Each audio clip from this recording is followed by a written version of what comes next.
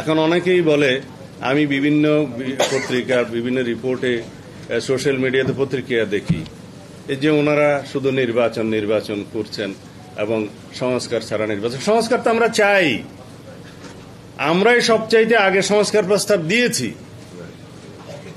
2023 সালের 13ই জুলাই 31 দফার সংস্কার প্রস্তাবনা আমরা দিয়েছি। তখন এই সরকার কিভাবে যাবে আমরা জানতাম না। আমরা প্রস্তাব দিয়েছি ফ্যাসিবাদের পতনের পরে আমরা যারা ফ্যাসিবাদ বিরোধী সংগ্রামে লিপ্ত আছি, ফ্যাসিবাদ বিরোধী গণতান্ত্রিক সংগ্রামে আমরা যদি জয়ী হই, তাহলে আমরা সবাইকে নিয়ে সেই সংস্কার প্রস্তাবগুলো বাস্তবায়ন করব। একটি সমৃদ্ধ গণতান্ত্রিক রাষ্ট্র বিনির্মাণের জন্য সমস্ত রাষ্ট্রীয় কাঠামোগুলোকে আমরা গণতান্ত্রিক সংস্কার করব।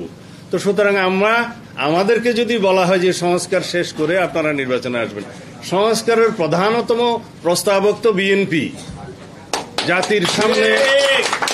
জাতির সামনে আমরাই সেটা প্রস্তাব আকারে দিয়েছি অনেক আগে, এবং সেই সংস্কার প্রস্তাবগুলোর সাথে বর্তমান যে সংস্কার কমিশনগুলোর রিপোর্ট আছে তার মধ্যে হয়তো কিছু এদিক ওদিক থাকতে পারে, কিছু মিল আছে, কিছু অমিল আছে।